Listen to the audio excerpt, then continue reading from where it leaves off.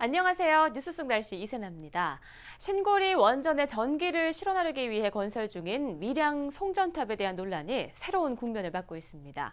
고압 송전선로가 전자파로 주민들의 건강을 위협할 수 있다는 한국전력의 내부 보고서가 공개되면서 한국전력과 밀양 송전탑 반대대책위원회가 공방을 벌이고 있는 건데요. 이에 대해서 환경운동연합의 양희원영 처장과 함께 자세한 이야기 나눠보도록 하겠습니다. 처장님 안녕하십니까? 네, 안녕하세요. 네, 우선 밀양 송전탑에 대한 상황부터 좀 알아보도록 하겠습니다. 40일간의 네. 국회 공동조사가 7월 초에 끝났는데 합의가 안 됐죠? 네, 그 국회 산업통상자원위원회가 주선을 해서 국회 한전 그리고 대책위 각각 추천을 한 9명의 전문가들이 논의를 했는데요. 네. 주민들은 어쨌든 신고리 원전 3, 4, 5기까지는 기존 선로를 활용할 수 있다. 나아가서 신규로 추가되는 것을 지중화도 검토해 볼 수 있는 거 아니냐라고 했는데 그 야당 측과 그다음에 주민대책위에서 추천한 전문가들은 합의하지 못한 상태로 한전 측 전문가들만 합의한 보고서, 그러니까 반쪽짜리 보고서만 제출된 상태에서 지금 마감이 됐습니다. 네, 완전한 합의라고 볼 수 없을 네, 텐데요. 네, 그렇죠. 네, 그럼 한전은 다시 공사를 강행을 하는 건가요? 지금 7월 달은 장마 기간이었고 네. 끝나면 8월 중순 정도에 공사를 재개하지 않을까 그렇게 예상은 하고 있지만 네. 어쨌든 그 전문가 협의체에서 합의가 되지 않았기 때문에 주민들은 다시금 그런 논의 테이블을 가질 걸 요구하고 있습니다. 네, 또 지난 29일 장하나 의원이 한전의 내부 보고서를 공개하면서 또다시 논란이 시작이 됐는데 네네. 어떤 내용인지 좀 자세히 알려주시죠. 이름이 좀 어려운데요. 네. 가공 송전선로 전작의 노출량 조사 연구 보고서라는 정말 기네요. 한전 내부 보고서예요. 네. 이 내부 보고서는 송전탑, 다시 말씀드리면 76만 5천 볼트짜리 송전탑, 34만 5천 볼트짜리 송전탑, 15만 4천 볼트짜리 송전탑, 다 이제 고압 송전탑인데요. 네. 이런 고압 송전탑의 거리별 전자파의 세기를 다 이제 정리를 한 겁니다. 네. 근데 3mm 가우스라는 건 전자파의 세기를 나타내는 거거든요. 3mm 가우스 이상이 되는 지역이 이제 어느 정도 되냐.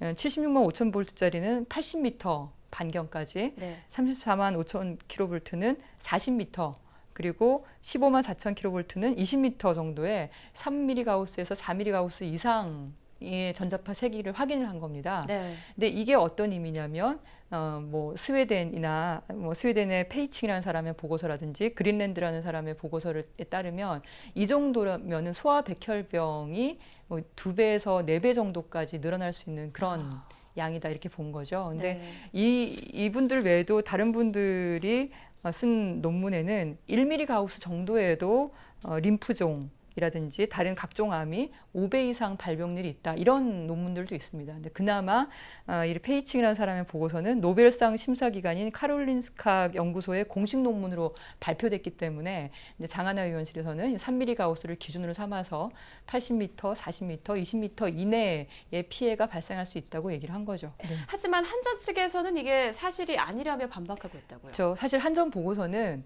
전자파의 세기가 어느 정도 되느니 거기까지는 나와 있고요. 네. 그걸 저희가 전 세계적인 논문이랑, 그러니까 장하나 의원실이 전 세계적인 논문이랑 비교를 해보니까 네. 그 전자파 세기가 바로 건강 피해를 일으킬 수 있는 바로 그 세기였다. 이걸 확인하게 된 거고, 그리고 그 WHO가 전자파의 노출로 암이 진전된다고 확증할 수 없다라고 했다라고 이제 오히려 정반대로 얘기를 하고 계시고, 근데 이 내용은 고전자파에 대한 거는 증거가 있지만 저전자파에 대해서는 더 연구를 해야 된다 이런 식의 이제 권고를 한 거를 이렇게 어떻게 보면 약간 다르게 해석을 한 게 분명히 있고, 네. 그리고 국내에서도 연구한 팀이 이 전자파에 대해서 암 발생 가능성에 대해서 부정한 논문이 있어요. 근데 그걸 근거로 되고 있지만 또 한편으로 2005년 7월에 환경부에서 발표한 걸로 따르면 송전선로 주변 학교 학생들이 굉장히 극저주파, 굉장히 낮은 양이죠. 네. 그런 전자파에 의해서 멜라토닌이나 성장 호르몬이 그러니까 통계적으로 유의미하게 낮게 나오고 있다. 이게 또 확인이 또 됐습니다. 예. 이게 2005년 7월에 환경부가 한 거예요.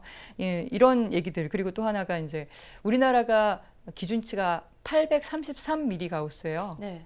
그러니까 이거는 국제적인 가이드라인이 2000mm 가우스니까 833mm 가우스 이하인 3mm 가우스는 굉장히 낮은 양이기 때문에 문제가 없다. 이런 주장인 거죠. 다른 나라의 국제 기준이 어떻게 되는지 좀 궁금하네요. 사실 그 국제 협회는 이제 그 전자파의 위험성을 알리기도 하지만 네. 이제 거기에 이제 이해관계가 있기 때문에 그렇게 낮은 수치를 제한하기는 어렵습니다. 네. 그래서 국제 가이드라인은 2000mgauss로 굉장히 높은데요. 여기에 비하면 우리나라 833은 낮죠. 네. 하지만 다른 나라에 비교하면 굉장히 높습니다. 예를 들면 스웨덴, 아까 페이칭 보고서가 채택이 됐다는 네. 스웨덴은 인체 안전 기준을 2mgauss로 아. 잡고 있어요. 굉장히 낮죠. 예. 우리나라의 거의 400분의 1이지 않습니까? 그렇죠. 네덜란드는 아동일 경우 특히 4mgauss로 제한을 하고 있고 스위스는 장시간 머무를 장소는 10mgauss를 넘어서는 안 된다 이렇게 얘기를 하고 있고 이스라엘도 이제 10mgauss. 미국 같은 경우는 국가 기준이 없고 주마다 다른데 낮은 데는 한 1mgauss 정도 얘기하고 높은 데는 한 200mgauss까지 얘기하는 게 그 차별성이 좀 있습니다. 근데 이런 들어보니까, 예. 나라들과 비교하면 우리나라는 굉장히 높은 거죠. 좀 복지 수준이 높다 하는 국가에서는 예. 확연히 낮은 기준을 적용하고 있는 걸 볼 네. 수가 있네요. 네. 그런데 전자파에 대한 진실 공방이 지금 이렇게 계속 이어지고 있는데요. 네. 아까 말씀하신 것처럼 인명 피해가 우려된다라는 주장이 여기저기서 나오고 있지 않습니까? 예, 예. 그 주변에 송전탑 주변에 사는 주민들의 건강이 무엇보다 걱정이 되는데 예. 그러면 어떤 대안은 없을까요? 우선 우리나라가 이런 고압 송전탑, 특히 76만 5천 킬로볼트짜리는 굉장히 높은 거예요. 네. 이것은 예를 들면 뭐 미국 대륙을 횡단한다거나, 그러니까 높은 전압은 중간에 전기가 손실될까봐 장거리로 수송하면 손실될까봐 이렇게 강하게 밀어주는 거거든요. 네. 그래서 대륙을 횡단한다거나 캐나다와 미국을 뭐 이렇게 횡단한다거나 그런 경우에는 필요하지. 우리나라처럼 그 국토가 좁은 데서는 사실상 필요하냐라는 의구심이 있어요. 근데 왜 이렇게 높은 걸 하냐? 이유가 발전소가 한 곳에 몰려 있습니다. 당진도 한 12개까지 지금 계획하고 있고 예.